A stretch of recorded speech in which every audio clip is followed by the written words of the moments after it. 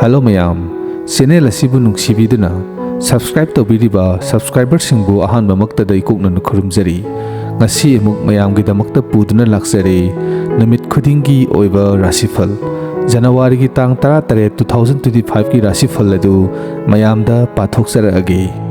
Adomna channel asibu nungsibiradi video asibu adongi WhatsApp status da share tawbiramba amadi subscribe tawbiramba kaubiganu Ahan bagi Rashi asidi Mes Rashi ngasi Mes Rashi gi miyoi singidamak afaba numit ama oiragani maru oiba thabak kharada mai pakani nungsijariba miyoi singa loinana leminagani thajaba mapung phana legani wari sanabada balance thamba education gi thabak singi matangda section gadabani nungsibagi punsida awaba kaya thokpa yai nahak ki haksang du yengsinbiu mathangi Rashi asina Brisa Rashi gi miyoi singna ngasi sel thungi mai pakpa phangbagi oithokba lei imungda sathariba khetnaba asina maram oiduna wakhal awaba lakani thabak kidamak parikya amasung interview da mai pakpa phangani income hengalakani sarkar gi mating phangani mathangi Rashi asina Mithunu Rashi gi oina science gi miyoi sing ngasi su awaba mayokna duna leigani thajabagi watpa leiragani imunga loinana dharma gi oiba mapham ama satpi yai lalol itikki miyoi singna thabak suba oina leibi yai punsi mahingda ahongba ama lakpa yai mathangi Rashi asina Karkat Rashi ngasi asi Karkat Rashi gi miyoi singgidamak nungaiba namit ama oina semgani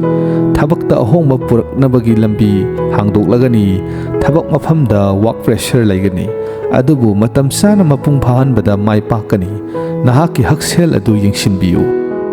mathangi Rashi asina Sing Rashi gi miyoi singna ngasi thabakta promotion phanglabi yai mapandagi support phangani ahal singdagi thaujal phangani economic progress ki khudong saba leiri nahaki life partner ga loinana nahakna khudong saba phangani masak khangdaba miyoi singda sel pibada section gadabani mathangi Rashi asina Kaina Rashi gi oina ngasi nungairaba imungi punsi ama leiragani dharmagi oiba thabak thorom singda saruk yagani sana thaknaba isingda nahakki pukning sangba hengkalakani sel thungi awa ana khara leibi ai adubu madu nahakna maithiba pigani trader singa business da expansion phanglabi ai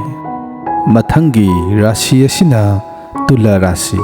ngasi asi tulagi miyoi singidamak kanaba numit ama oiragani yumda masak mathungi nungaiba amasung lan thungi phibam asi khara awaba oirakpa yai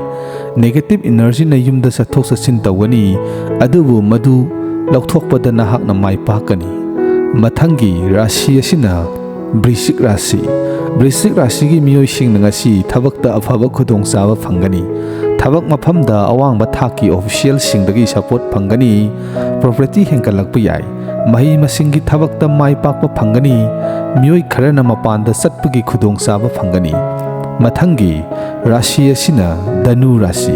Danu Rashi gi miyoi singna ngasi makhoi asawa control tawgadabani imung manungdagi support phangani lalol itikki thabak sing hengkalakani kanaba phangnabagi khudong saba leiragani ariba maruk amaga unarakpa yai income hengkalakpa yai sarkar gi mateng phangani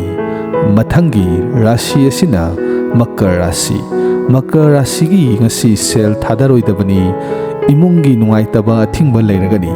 lam building amasung gari gi nungaiba yaifaba hengkalakani